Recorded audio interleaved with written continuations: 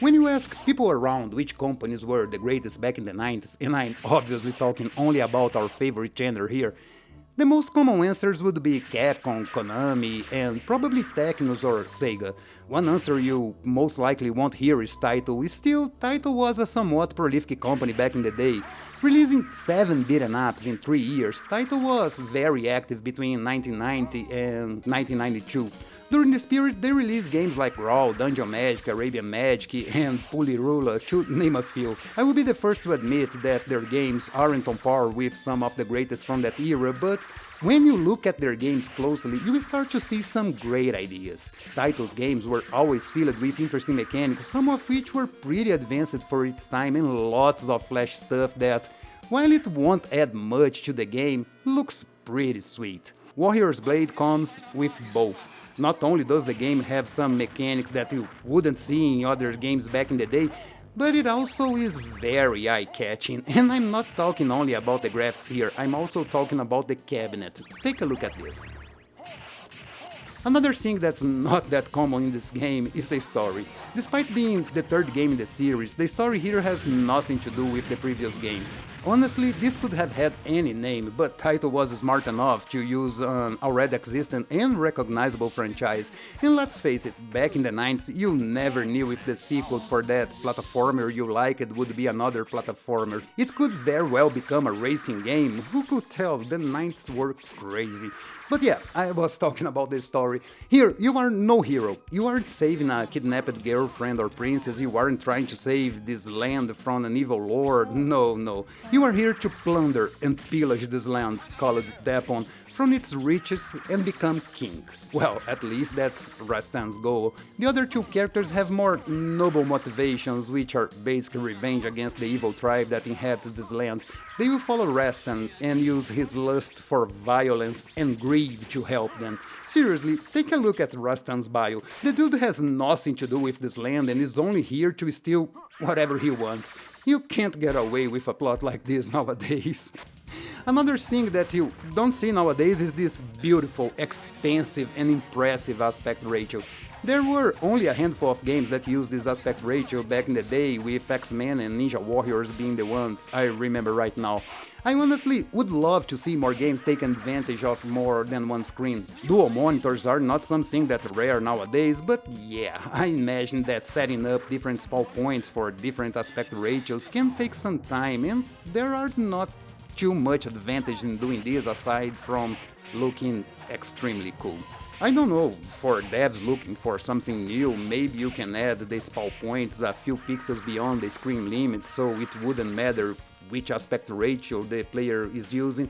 Of course, there are other problems that I'm probably not considering here, but I'm sure it would look extremely cool.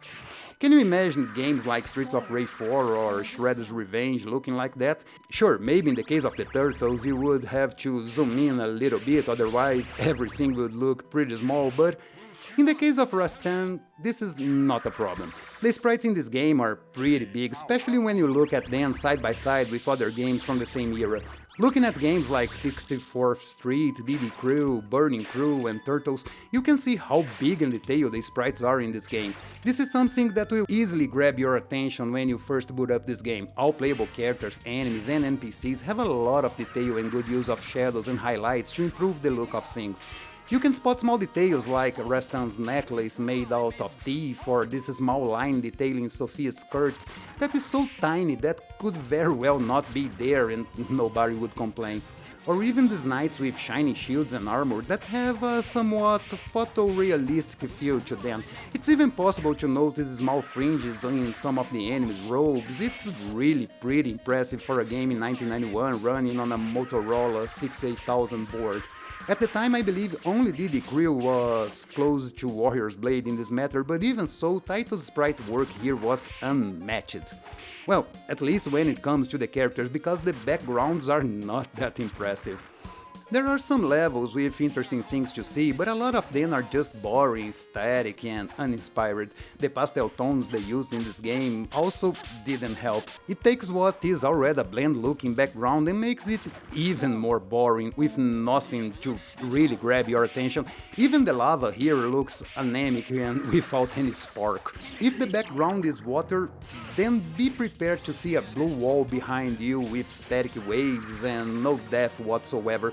There's a reason for that, of course. Displaying a resolution of 640 by 240p, the double of what was commonly used by the board, demanded some restrictions. You can also see that in the animations, with the character's walk cycle being a bit too simple even for the time.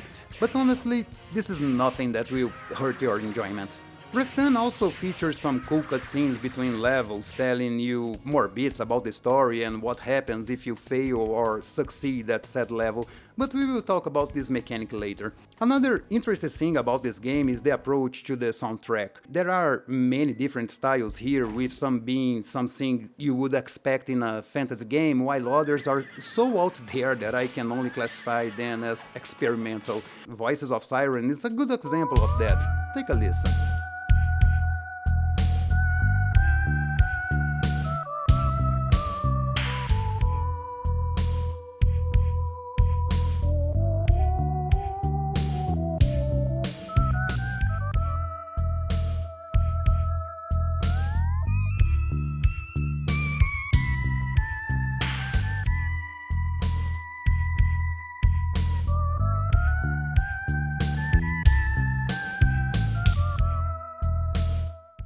Unfortunately, I don't think that the sound effects are something to write home about. The enemies being hit and dying sounds are too crunchy, as if it was coming from an old PC speaker.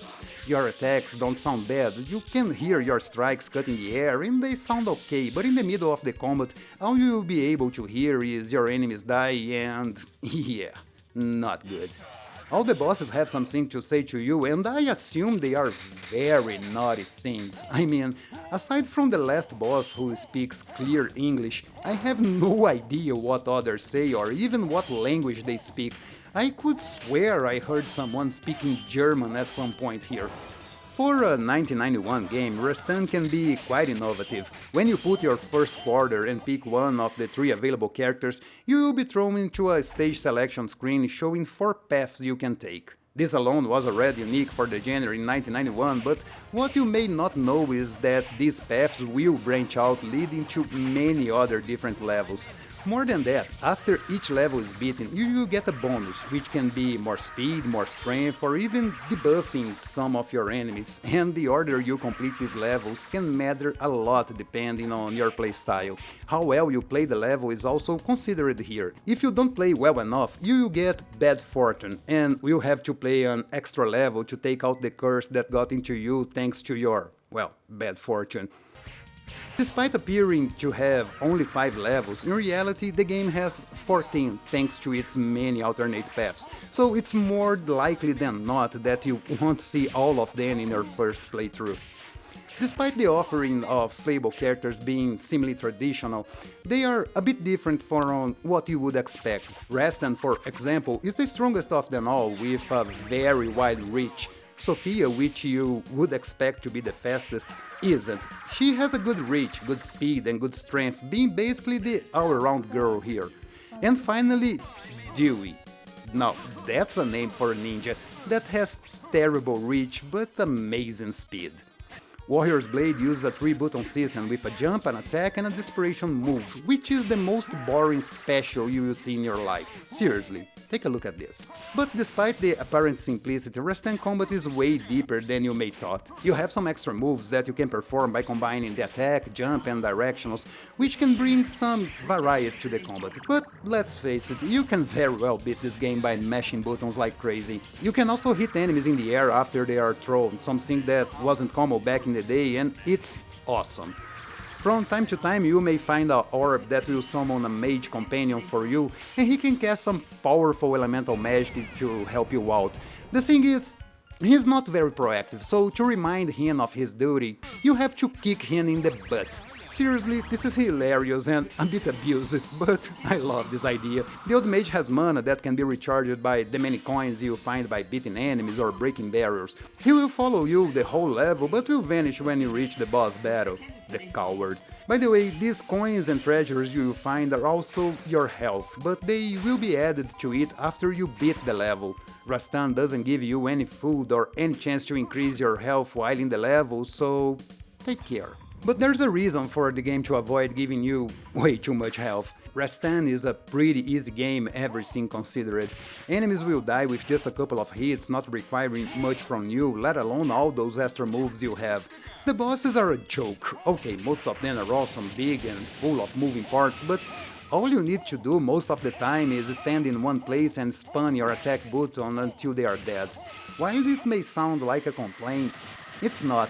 Rastan is a pretty fun game, and even with the combat not being something as impactful as Capcom games were, this game will surely grant you a few hours of fun. One thing that I find odd in this game is being only 2 players. I mean, with so much real estate, one would imagine they would allow at least 3 simultaneous players, but nope, only 2 here. I mean, kind of wasteful if you ask me. Rastan is a pretty unique beat'em up for its time. It's a pity the game was never released here in the West back in the day, and it's a shame we never had a sequel. But since the game was never that successful in Japan, Taito probably didn't see the reason to keep pushing the franchise. Today, Taito is defunct and all their IP belong to Square Enix, so I don't think we will ever see a proper sequel, but a spiritual sequel is not that far-fetched. I would love to see new games tackling this dark fantasy theme instead of the traditional Dungeons & Dragons clone. Warrior's Blade Rastan Saga Episode 3 will be out today for Switch and PlayStation and will cost you $8.